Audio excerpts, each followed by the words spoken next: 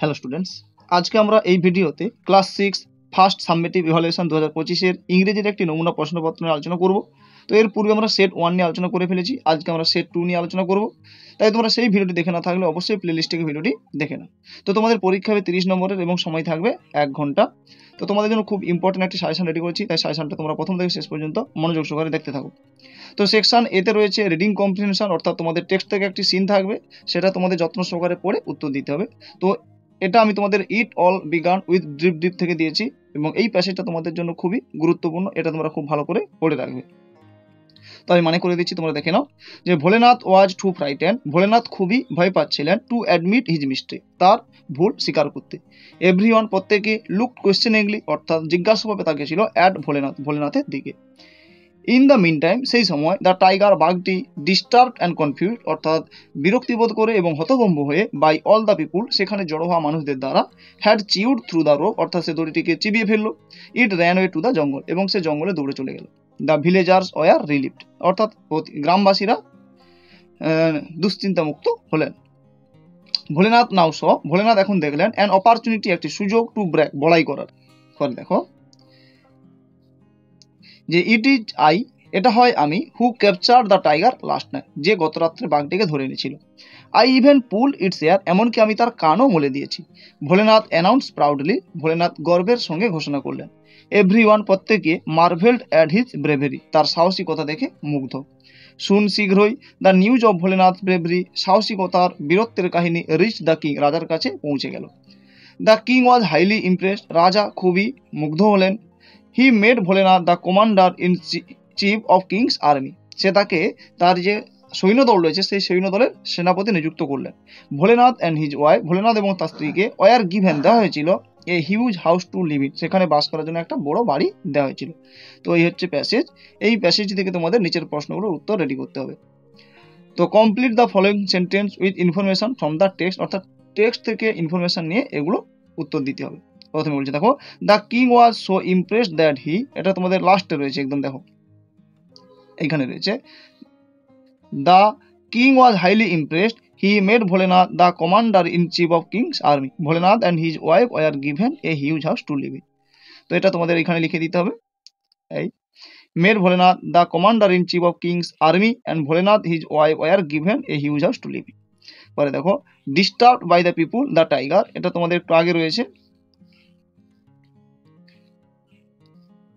এখানে রয়েছে দেখো, the tiger disturb and confused by all the people, he chewed through the rope and ran way to the jungle. তো এখান পর্যন্ত লিখলেই হবে।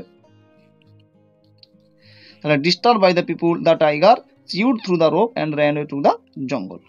এরপরে দেখো বিদ্যাকে কি বলেছে, অ্যান্সার দ্য ফলোয়িং কোয়েশ্চেন, যে কোনো 4টি করতে হবে, 2 মার্ক করে, 4 দুগুণে 8। প্রথম প্রশ্ন, what did Bholenath wife discover in the morning, অর্থাৎ সকালবেলা ভোলেনাথের স্ত্রী কি দেখেছিল বা কি আবিষ্কার করেছিল। তাহলে উত্তরটা দেখে নাও।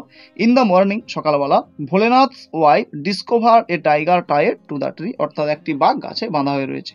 পরের প্রশ্ন, what made the neighbours came running out of their hut, অর্থাৎ কি কারণে প্রতিবেশীরা ঘরের বাইরে বেরিয়ে এলেন। আর জানি যে ভোলেনাথের স্ত্রীর চিৎকার শুনে। তাহলে উত্তরটি দেখো, Bholenath wife screaming in fear made the neighbours come running out of their hut, অর্থাৎ ভোলেনাথের স্ত্রীর চিৎকার শুনে প্রতিবেশীরা বাইরে বেরিয়ে এসেছিল। পরে দেখো, why were the villagers relieved, অর্থাৎ গ্রামবাসীরা কি কারণে স্বস্তি পেয়েছিলেন। কারণ কি, বাঘটা বিরক্তি হয়ে দড়িটিকে চিবিয়ে ফেলেছিল এবং দৌড়ে জঙ্গলে চলে গিয়েছিল। তো দেখো, the villagers war relieved because the tiger, disturbed and confused by the all people, had chewed through the rope and ran away to the jungle. পরে দেখো, how did the king reward Bholenath for his bravery, অর্থাৎ ভোলেনাথের সাহসিকতার জন্য রাজা তাকে কি পুরস্কার দিয়েছিলেন, তাকে সেনাপতি নিযুক্ত করেছিলেন এবং কি একটি বড় বাড়ি দিয়েছিলেন। তো দেখো, the king reward Bholenath for his bravery by making him the commander in chief of his army and also gave a huge house to live in. পরে সিদ্ধাকে দেখো কি বলেছে, from the above text find what that mean, অর্থাৎ সমার্থক শব্দ খুঁজে বের করতে লিখতে হবে। দেখো, কারেজ রয়েছে, কারেজ মানে সাহসিকতা, তো ব্রেভরি মানেও সাহসিকতা। স্কেয়ার্ড, স্কেয়ার্ড মানে ভয় পাওয়া, ফ্রাইটেন মানেও ভয় পাওয়া। পরে দেখো আনসিন কি রয়েছে প্যাসেজটা, অর্থাৎ সিনারি মতো একটা আনসিন থাকবে, সেই আনসিনটা পড়ে তোমাদের প্রশ্নের উত্তর দিতে হবে। তখন read the given passage and answer the following question. তো আমি এটা তোমাদের পড়ে দিচ্ছি। তো Jack and Jill are two brothers having a sweet relation, অর্থাৎ জ্যাক এবং জিল দুইজন ভাই, তাদের মধ্যে সম্পর্ক খুবই মধুর। জ্যাক ইজ 14, অর্থাৎ জ্যাকের 14 বছর বয়স, and older then his brother by 1 year, এবং সে তার ভাইয়ের থেকে 1 বছরের বড়। Jack read in class 7 while Jill in class 6, অর্থাৎ জ্যাক সপ্তম শ্রেণীতে পড়ে এবং জিল ষষ্ঠ শ্রেণীতে পড়ে। Jack is indifferent two studies, অর্থাৎ জ্যাকের পড়াশোনাতে খুবই অমনোযোগী বা পড়াশোনাতে মন নেই। হি লাভ গেমস অ্যান্ড স্পোর্টস ইনস্টিড, সে কি এগুলো এই সঙ্গে সে কি করে খেলাধুলার প্রতি সে খুবই মনোযোগী। হি often represent his school in the inter school football, অর্থাৎ সে প্রায় স্কুলের যে ইন্টার স্কুল ফুটবল টুর্নামেন্ট হয় সেখানে সে দলের হয়ে প্রতিনিধিত্ব করে। But his younger brother is deeply devoted to studies, কিন্তু তার ছোট ভাই পড়াশোনাতে খুবই মনোযোগী। He is a book worm, সে বই প্রেমী। And never takes interest in sports and games, কখনোই তার খেলাধুলার প্রতি মনোযোগ ছিল না। Their aims in life are completely different, অর্থাৎ তাদের জীবনের লক্ষ্য সম্পূর্ণ ভিন্ন। তো এই হচ্ছে প্যাসেজ। এবার এখান থেকে তোমাদের উত্তরগুলো করতে হবে। তো right T for true and F for false statements in the boxes. তো জিল ইজ 13 year old, তো অবশ্যই ঠিক, কারণ জ্যাকের বয়স কত 14 বছর ছিল এবং সে তার ভাইয়ের থেকে 1 বছরের বড় ছিল, তাহলে নিশ্চয়ই তার বয়স কত 13 বছর জিলের বয়স। পরে দেখো the younger brother is indifferent two studies, তো এটা অবশ্যই ফলস, কারণ তার ছোট ভাই কি ছিল, সে পড়াশোনার প্রতি খুবই মনোযোগী এবং বই প্রেমী ছিল। পরে দেখো Jack school can be proud of him, অর্থাৎ জ্যাকের স্কুল জ্যাককে নিয়ে খুব গর্ব করতো, এটা অবশ্যই ঠিক, কারণ সে কি করতো তার স্কুলের হয়ে ইন্টার স্কুল ফুটবল টুর্নামেন্টে সে প্রতিনিধিত্ব করতো। তারপরে দেখো Jill has a deep devotion to studies, অর্থাৎ পড়াশোনার প্রতি সে ছিল খুবই মনোযোগী, এটা অবশ্যই ঠিক। পরে বিদ্যাকে দেখো complete the sentence with information from the passage. তো Jack and Jill have a sweet relation, তাদের মধ্যে খুবই ভালো সম্পর্ক ছিল। Jack is very much fond of games and sport, অর্থাৎ সে খেলাধুলার প্রতি খুবই মনোযোগী ছিল। Dash are not the same, Jack and Jill's aims are not same, অর্থাৎ দুজনের জীবনের লক্ষ্য এক ছিল না। পরে দেখো সেকশন বিতে রয়েছে গ্রামার অ্যান্ড ভোকাবুলারি। 3 এতে দেখো feel in the blanks with appropriate collective noun given in the help box, অর্থাৎ নিচে হেল্প বক্স দেওয়া রয়েছে, সেখান থেকে তোমাদের কালেকটিভ নামগুলো খুঁজে সেখানে লিখতে হবে। কালেকটিভ নাউন কোনগুলো, যে এখানে অনেকগুলোকে নিয়ে, অর্থাৎ যেমন আমি যদি বলি এক ঝাঁক পাখি, তাহলে কিন্তু বলছি আমি এক ঝাঁক, কিন্তু সেই এক ঝাঁকে কি একটি পাখি থাকছে, অনেকগুলো পাখি নিয়ে কিন্তু এক ঝাঁক হচ্ছে। অর্থাৎ যখন অনেক কিছুকে নিয়ে, অর্থাৎ অনেকগুলো একই জাতীয় জিনিসকে নিয়ে যখন একটা বলে ধরা হবে, তখন তাকে বলা হবে কি কালেকটিভ নাউন। তো দেখো হেল্প বক্স থেকে তোমাদের করতে হবে। দেখো I bought A dash of grapes from the market, তাহলে আমি বাজার থেকে এক থোকা বা এক গোছা আঙুর কিনেছিলাম, তো ব্যান। তারপর dash a dash of sheep, তাহলে was grazing in the field, অর্থাৎ এক পাল ভেড়া মাঠে ঘোরাঘুরি করছে, তাহলে এ ফক অফ শিপ। পরে দেখো I saw a dash of bees buzzing around, তাহলে I saw a dash of bees a swarm of বিজ, অর্থাৎ এক ঝাঁক মৌমাছি। পরে দেখো the class is very noisy, তাহলে দ্য উত্তরটা কি, the class is very noisy. পরে দেখো বিদ্যাকে fill in the blanks with suitable article and preposition. 4 number রয়েছে। The house is beside dash the Ganges, নদীর আগে কি বসে, দা বসে, তাহলে the house is beside the Ganges. Rabindranath Tagore was a great poet, তাহলে এখানে হবে এ গ্রেট পোয়েট।